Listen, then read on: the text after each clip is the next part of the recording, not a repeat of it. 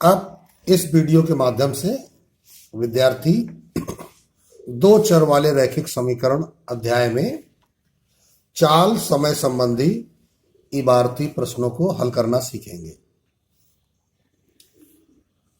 थोड़ा सा प्रश्न को हल करने से पहले कुछ जरूरी बातें विद्यार्थियों को सीखनी है और उन पर ध्यान दे लें। क्या है? हम जानते हैं चाल बराबर दूरी बटे समय। यह एक प्रमुख सूत्र है। चाल, दूरी और समय में पारस्परिक संबंध है। इस सूत्र को हम अन्य स्वरूपों में भी परिवर्तित कर लेते हैं। यदि आपको दूरी निकालनी हो तो बराबर चाल गुणित समय हो जाता है। यह कार्य आप पक्षांतर द्वारा कर सकते हैं। और अगर समय निकालना है तो दूरी बटे चाल होता है। लेकिन यह हमेशा तब होता है जब किसी एक वस्तु में चाल से संबंधित बात की जाए। अर्थात कोई एक वाहन में चाल हो, चाहे वो हवाई जहाज हो, चाहे रेलगाड़ी हो, चाहे साइकिल हो, यानी एक ही वाहन चल रहा हो, तब इस सूत्र का प्रयोग करते हैं। और जब दो गतियां हों तब थोड़ा सा ध्यान देना पड़ता है। दो गतियों के उदाहरण, जैसे दो ट्रेनें एक ही दिशा में गति कर रही हो या विपरीत दिशा में गति कर रही हो, ठीक है ना। दो कारें एक ही दिशा में गति कर रही हो या विपरीत दिशा में गति कर रही हो। तो दो गतियों में क्या होता है? स्थलीय गति। स्थलीय गति मतलब जो जमीन पर होने वाली गतियां हैं, चाहे कारों में हो, चाहे साइकिलों में हो, चाहे ट्रेनों में हो। अगर दोनों गतियां एक ही दिशा में हो रही हैं तो हमें एक चाल निकालनी होती है, सापेक्ष चाल। सापेक्ष चाल, सापेक्ष चाल एक शब्द है। सापेक्ष का मतलब होता है दूसरे की तुलना में। इस शब्द का मीनिंग है दूसरे की तुलना में। यानी दो कारें, अगर एक कार 40 की स्पीड से जा रही है और दूसरी कार 60 की स्पीड से जा रही है, तो इसका मतलब तुम्हें यह तो समझ में आ गया कि दूसरी कार तेज चल रही है। किससे तेज चल रही है? पहली वाली से। कितनी तेज चल रही है? 60 से 40 निकाल दो, 20 की स्पीड उसकी ज्यादा है। तो जब कभी भी हम अधिक तेज चलने वाली या अधिक धीमे चलने वाली गाड़ी की चाल की बात करते हैं तो फिर वहां पर जो दोनों में अंतर की बात हो जाती है वह सापेक्ष चाल कहलाती है। सापेक्ष चाल का मतलब हो गया, इसका मतलब हो गया, सीधे सीधे कहोगे, फास्ट माइनस स्लो। तेज गाड़ी की चाल माइनस धीमे गाड़ी की चाल। कब? जब एक ही दिशा में वो गतिमान हुआ। ठीक, एक ही दिशा में। और जब एक गाड़ी इधर जा रही हो, एक गाड़ी इधर जा रही हो, है ना, एक हमारे दाहिनी ओर जा रही है और दूसरे बाईं ओर जा रही है, तो अगर पहली गाड़ी का ड्राइवर सोचेगा कि हम दोनों के बीच में दूरी कितनी तेजी से बढ़ रही है या हम दोनों के बीच में जो चाल का डिफरेंस हो रहा है वो कैसा हो रहा है, तो फिर वहां हम जब सापेक्ष चाल की बात करते हैं तो ये हो जाता है, जुड़ जाता है, फास्ट प्लस स्लो। यानी तेज वाली चाल और प्लस धीमे वाली चाल। ठीक है ना। तो वहां पर चाल क्या हो जाती है? जुड़ जाती है। यानी दोनों के बीच में तेजी से अंतर आने लगता है। लेकिन बच्चों ध्यान रखें, जलीय गति जब होती है, जल में गति होती है। जल में गति मतलब पानी में। कब? जब जल भी गति कर रहा हो, अर्थात बहता हुआ पानी। जलीय गति का मतलब बहता हुआ जल। जब जल बहता हुआ हो तो ये उपरोक्त स्थिति क्या हो जाती है? उल्टा हो जाती है ना। फिर क्या हो जाता है? उल्टा हो जाता है। क्या हो जाएगा?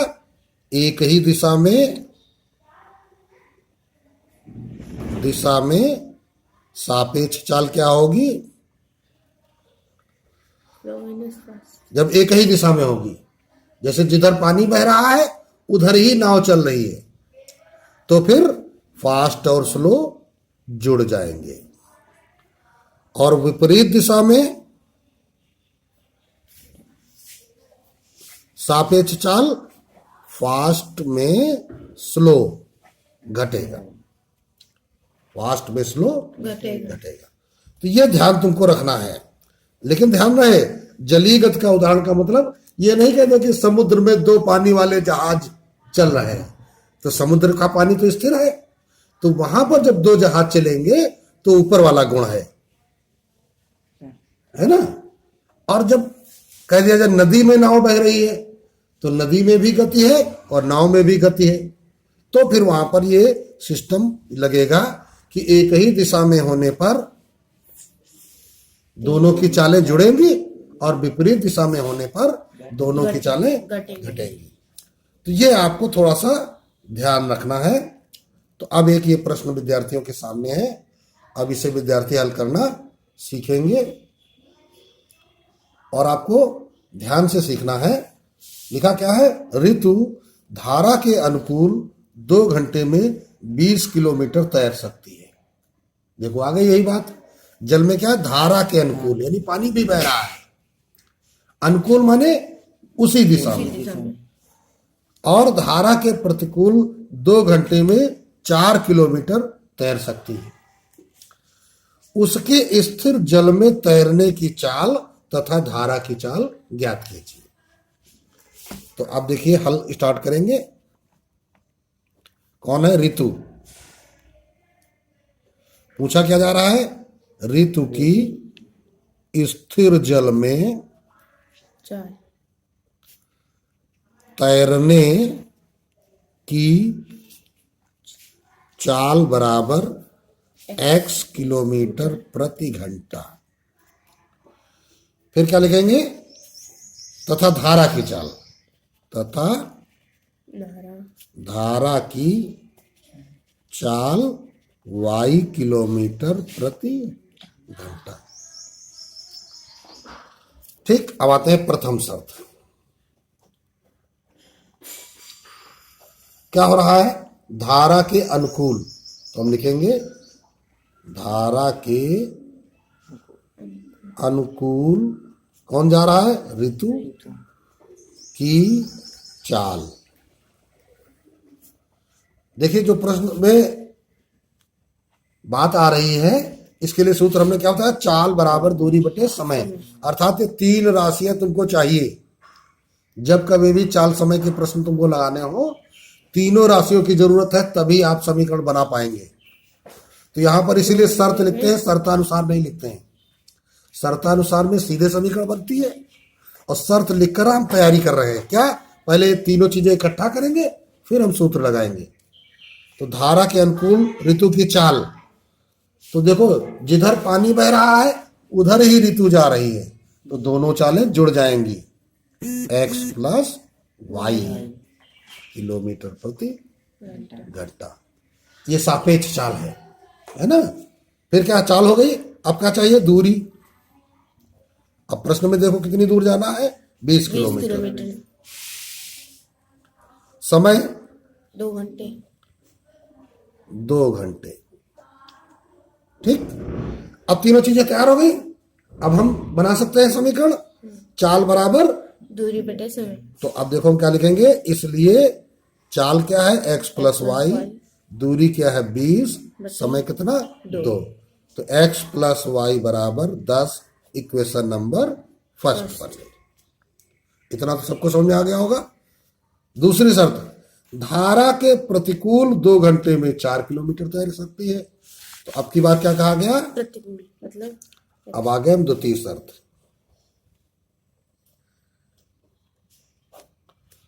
ठीक, तो अब द्वितीय शर्त क्या कह रहा है? धारा के प्रतिकूल। तो लिखेंगे क्या? धारा के प्रतिकूल ऋतु की चाल। तो देखो, अब पानी बह रहा है इधर, ऋतु जा रही है इधर।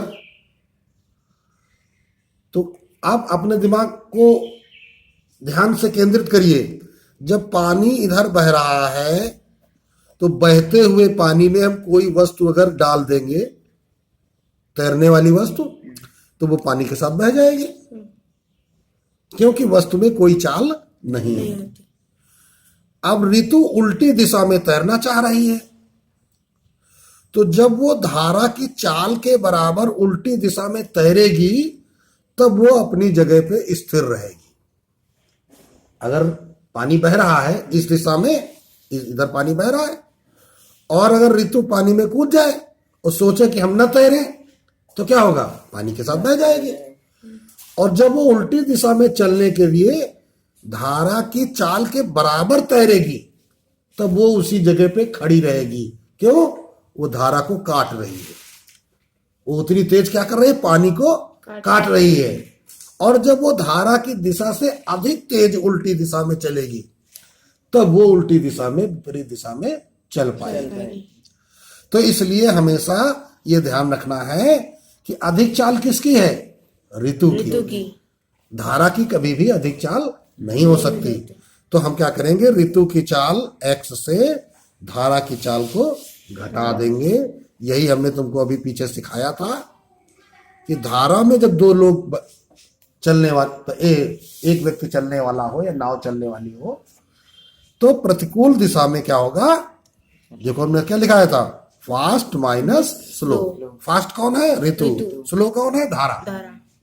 चाल आप देखो, दूरी कहाँ, कितनी दूरी कितनी बताई गई थी तुमको? 4 किलोमीटर। समय कितना बताया गया था? 2 घंटे। 2 घंटे। तो अब हमारी तैयारी हो गई तीनों चीजों की। हमेशा ध्यान रखिएगा, चाल समय वाले कोई भी प्रश्न मिले तो तीनों चीजों की तैयारी करिए। आप फिर लिखा देंगे, इसलिए चाल x माइनस वाई, दूरी 4 बटे समय 2, तो x माइनस वाई बराबर 2। Equation number 2। तो अब तो विद्यार्थियों को समझ में आ गया होगा ये प्रश्न आसानी से, कुछ भी कठिन नहीं है। थोड़ा सा धैर्य और ध्यान लगाने की जरूरत है। चलते हैं, इनको सरल कर लेते हैं। दोनों को उठा के लाइए। x प्लस वाई बराबर 10, x माइनस वाई बराबर 2, पद समान चिन्ह समान है, जोड़ने पर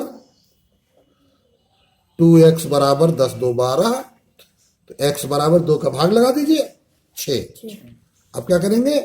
x का यह मान समीकरण फर्स्ट में रखने पर, तो फर्स्ट क्या है? x प्लस वाई बराबर 10।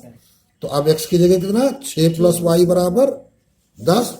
अब 6 दूसरी तरफ जाएगा तो क्या हो जाएगा? घट जाएगा। तो y बराबर 10 में 6 घट जाएगा 4। अब हम क्या करेंगे? इसलिए x बराबर कितना आ गया? 6, y बराबर कितना आ गया? 4। अब हम आंसर लिखेंगे जो प्रश्न ने हमसे पूछा था। क्या पूछा था? अतः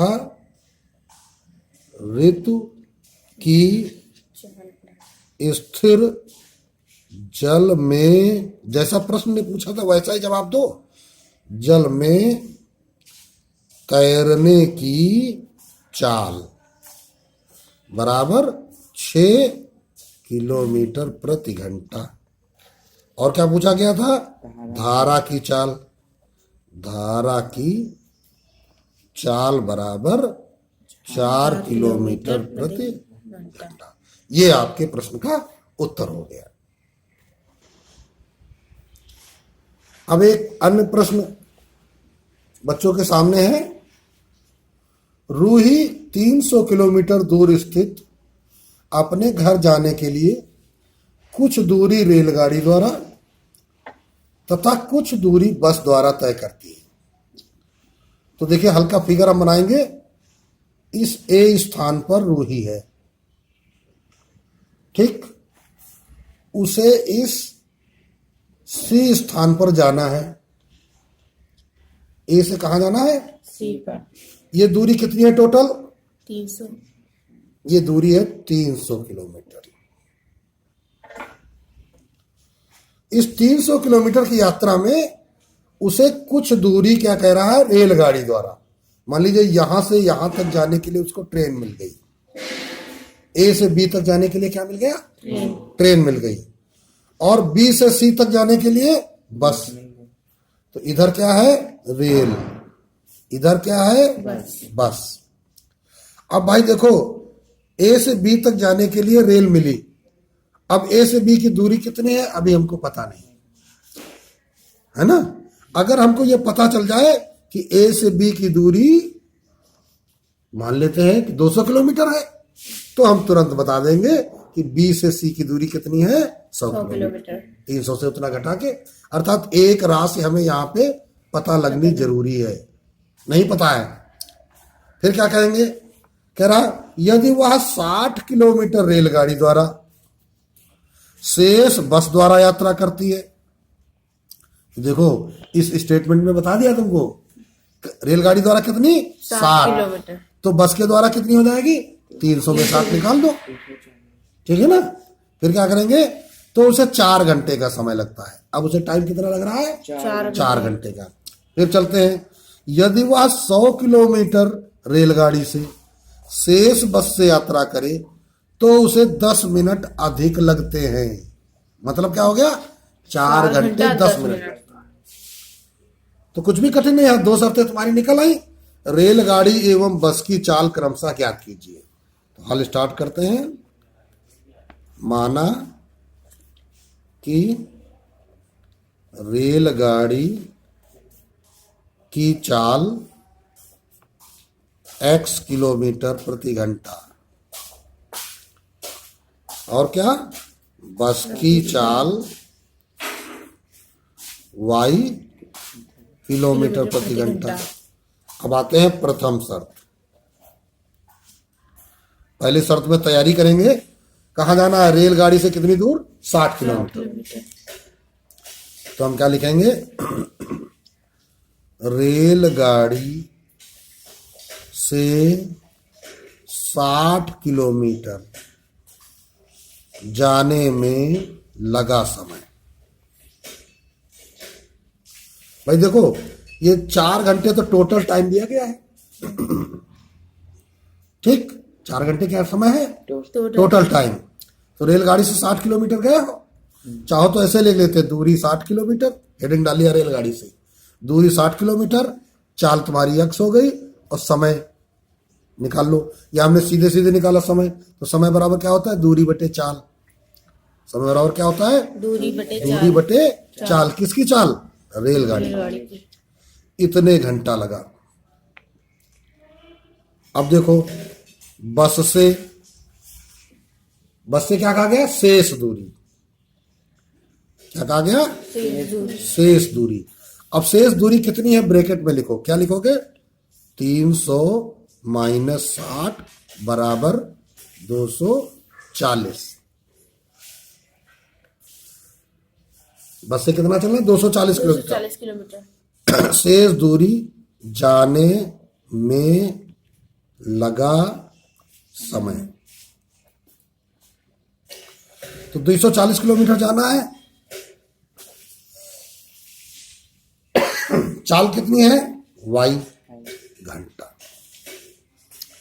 अर्थात रेलगाड़ी में इतना टाइम लगा, बस में इतना टाइम लगा, और सवाल ने हमसे क्या कहा था? तो उसे 4 घंटे लगते हैं टोटल टाइम। तो अब लिखेंगे प्रश्नानुसार ये वाला समय कौन सा? रेल वाला। और कौन सा? बस वाला समय, सॉरी y। इसका टोटल कितना है? 4 घंटे। ये क्वेश्चन नंबर फर्स्ट। दूसरी शर्त में क्या था? पढ़ लेते हैं। यदि वह 100 किलोमीटर रेलगाड़ी से शेष बस से यात्रा करे तो उसे 10 मिनट अधिक लगते हैं। तो चलते हैं भाई, बनाते हैं हम द्वितीय शर्त।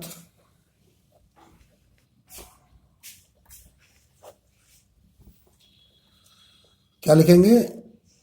जैसे पहली शर्त में लिखा था वैसे ही इसमें लिखेंगे। रेलगाड़ी से 100 किलोमीटर जाने में लगा समय। तो जाना कहाँ है? 100 किलोमीटर दूर एक्स बटे चाल x। तो ये इतने घंटे लगे। अब क्या लिखेंगे? बस से शेष दूरी। अब की बार शेष दूरी क्या होगी? 300 माइनस 100 बराबर 200। जाने में लगा समय 200 बटे y घंटा। फिर आएंगे प्रश्नानुसार।